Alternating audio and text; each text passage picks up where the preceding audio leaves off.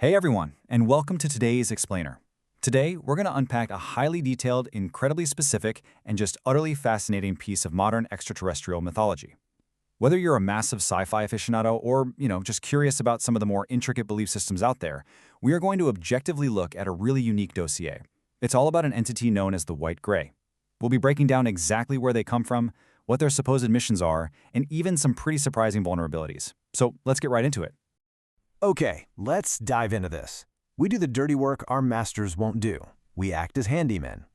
Now, when most of us think of advanced interstellar alien species, we usually picture, grand conquerors or maybe these enlightened cosmic guides. But this quote, it introduces a completely different, almost perfectly mundane corporate dynamic to the cosmos. I mean, an alien race acting as interstellar blue-collar workers? It instantly begs the question, who exactly is saying this, and what kind of dirty work are they actually doing? Well, everything we are exploring in this explainer comes directly from one specific source text. It's a book titled Approaching the True Form of the Gray, authored by Ryuho Okawa. To really understand the wild and specific claims we're about to look at, it's super important to establish that we are neutrally mapping out the cosmology laid out strictly within these pages. This isn't just a collection of random internet rumors, It's a highly structured, very specific mythology presented by the author. Section 1. Summoning the White Gray. To make sense of this dossier, we first have to look at how this information was allegedly obtained in the first place. The whole premise of the book is based on a practice called alien reading, which is a specific form of channeling. According to the text, the author conducts an interview. Not by speaking to a physical alien in a spaceship, but by summoning an alien soul that is supposedly residing within, or incarnated as, a human subject right here on Earth. The consciousness of this entity is brought forward to answer questions, and the entity that steps up to the mic in this text identifies itself specifically as a White Gray. Section 2. Origins of cyborg aliens. Now, what's really interesting about this slide is the visual depiction of the entity provided by the source material. Notice how it's sitting at a desk? It looks almost like a cosmic administrator or an office worker, which honestly perfectly fits that whole handyman description we talked about. It has these distinct, eerie features. It's familiar, sure, but it's specifically categorized in this text as a white gray. So let's talk about their physical attributes. The traits listed in the text hit a lot of the classic UFO lore, but with some very precise measurements. They are described as being about 120 centimeters tall, so roughly 4 feet. They have disproportionately large heads, extremely thin limbs, and, of course, those iconic, large, almond-shaped black eyes. But hold on, because the source material throws a massive twist into this classic description.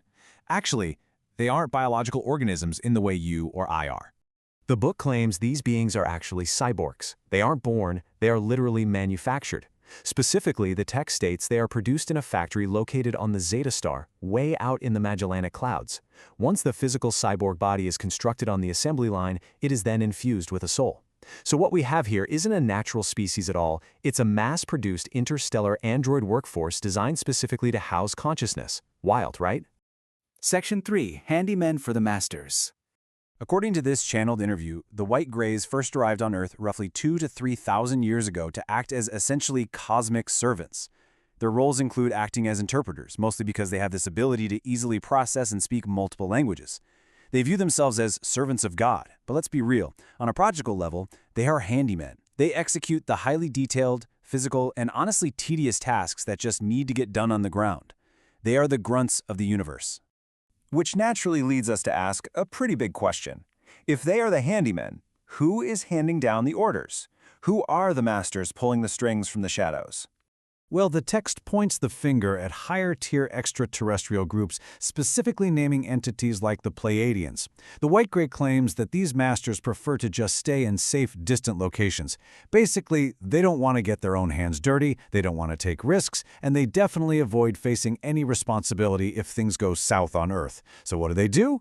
They dispatch the manufactured White Grays to do the heavy lifting for them.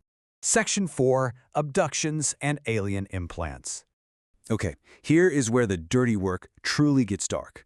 The entity describes a chillingly methodical process. Step 1, nighttime abductions of human targets. Step 2, they perform genetic experiments, and the text is incredibly specific here. It describes mixing human female eggs with alien sperm. They also do physical examinations that the entity casually and rather terrifyingly compares to dissecting a fish. Finally, step 3, they return the humans, but not before tagging them, much like scientists tag wildlife out in the field. Now, the tags they use are described as microscopic chips, which are often implanted deep inside the human nasal cavity. The text emphasizes that these chips are built with technology so advanced that current Earth medicine literally cannot detect or remove them. But to what end? Why go through all the trouble of implanting these unremovable chips deep in people's noses?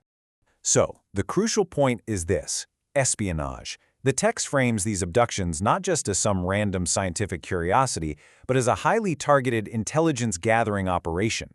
The white-gray claims the chips are used for information exchange, and specifically to deeply monitor the inner workings of certain religious organizations here on Earth. They are basically acting as interstellar spies gathering religious intel for their masters. Section 5. How to repel them. And this brilliantly illustrates what we can call the gray paradox. With all this talk of advanced tech, unremovable chips, and nighttime abductions, you might think humans are just completely defenseless. But check this out.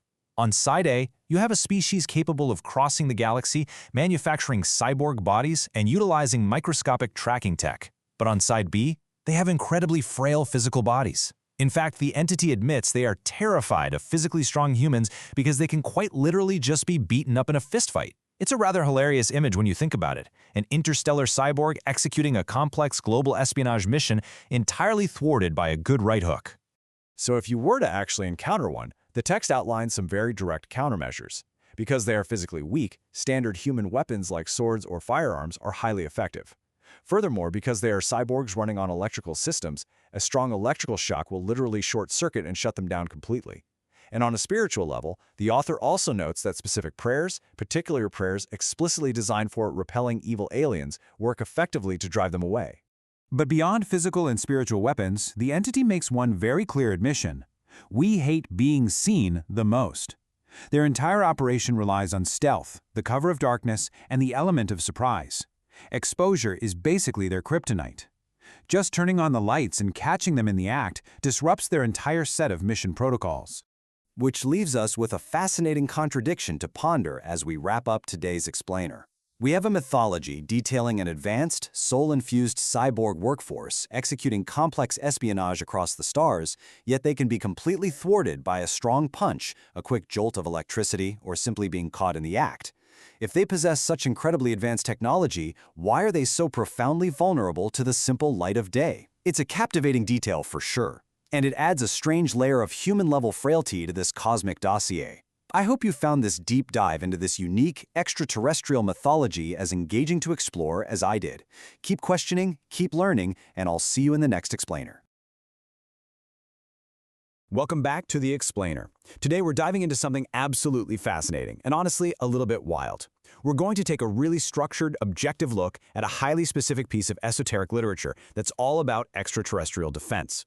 Whether you're a longtime follower of UFO lore or just someone who loves a truly unique spiritual narrative, this analysis is going to break down a remarkably unusual approach to alien encounters. So let's just jump right in. Now, I want you to really think about this core dilemma for a second. How exactly do you catch an alien that has the advanced technology to literally warp through solid walls? I mean, if an entity can just bypass physical barriers using interdimensional travel, your standard locks and security systems are completely useless, right? You'd probably expect the answer to involve, I don't know, complex quantum field generators or high-tech frequency jammers. But I promise you, the solution presented in our source material today is far more surprising and honestly vastly more practical than you would ever think. To really understand this, we need to look directly at the source text, specifically Chapter 2 of this published volume. It's titled, The Space Fighter's Methods for Repelling Greys. Now, what's really intriguing about this text as a whole is its format.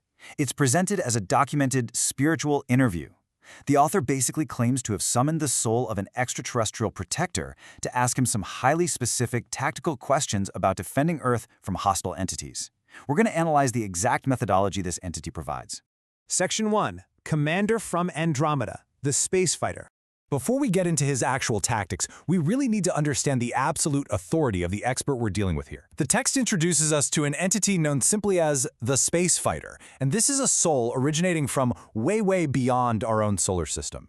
This summoned soul claims to be a high-ranking commander, And not just any commander, he states that he historically protected the entire Andromeda galaxy. He mentions traveling this vast, incredible distance to reach Earth, originating from a defensive fleet that guarded a whole galaxy. This really establishes him in the text, not as some random cosmic bystander, but as a seasoned, high-level military tactician with cosmic-scale experience.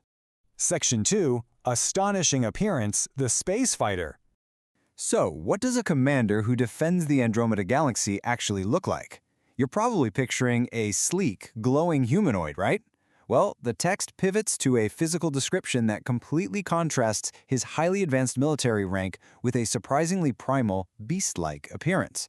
According to the interview, the space fighter is a massive entity that resembles a giant jaguar or even a space bear. He can move on 2 legs or 4.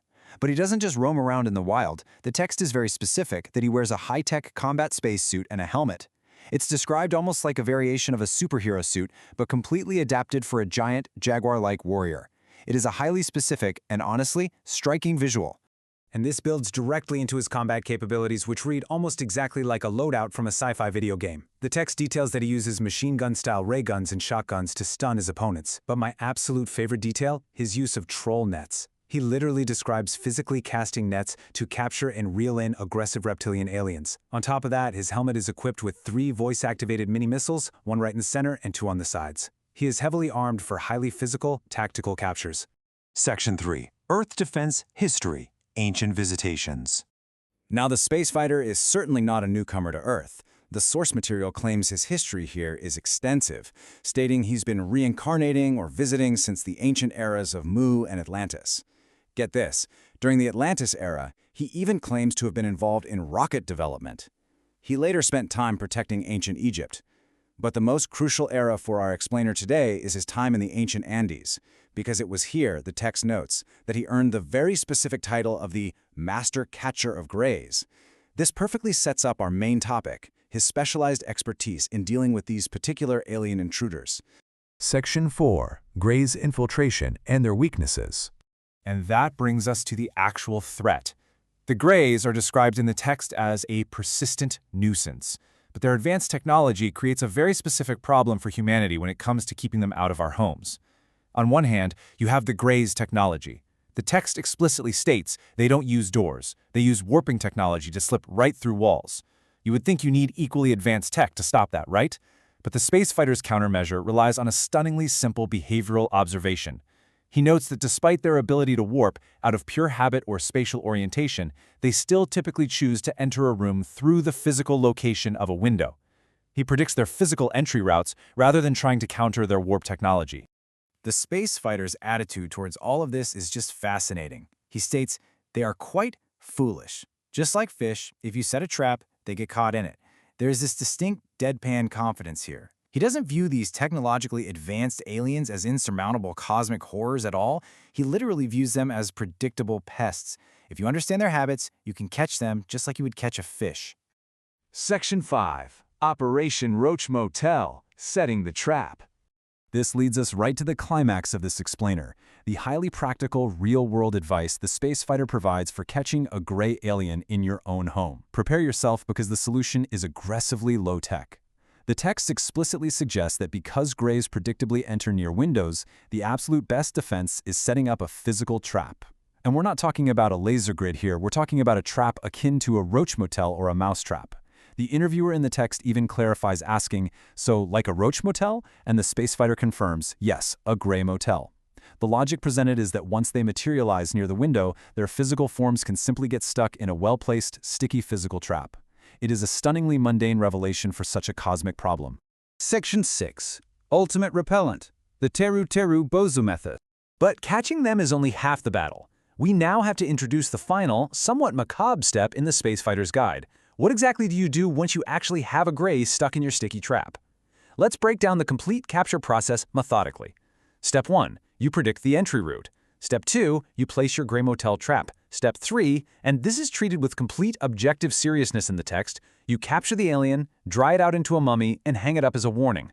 Yeah, it is a fascinating escalation from household pest control to full-blown psychological warfare. The exact rationale from the source text is incredibly specific here. Why dry it out? Well, the space fighter explains that if left as is, the captured biological entity will rot and emit a terrible smell. So for sure you must dry it. Then he compares the next step to a farmer dealing with crows. By hanging the dried entity near the window, much like a traditional Japanese teru-teru bozu weather doll, or hanging a crow to scare other crows, it terrifies the other brays. Word spreads and they are frightened into staying away from your home permanently. Which brings us to our final takeaway. We've just explored a text where an Andromeda Galaxy commander in a jaguar suit advises using roach motels and mummification to fight interdimensional beings. It leaves us with a really provocative thought. If allegedly advanced extraterrestrials can be thwarted by the simple logic of household pest control and agricultural scarecrows, what does that say about our understanding of cosmic threats? Are the greatest defenses in the universe truly just the simplest ones? It's a delightful paradox presented by this source material, and one that is absolutely going to change the way you look at the window in your bedroom tonight. Thanks for joining me on this explainer, and keep questioning the unknown.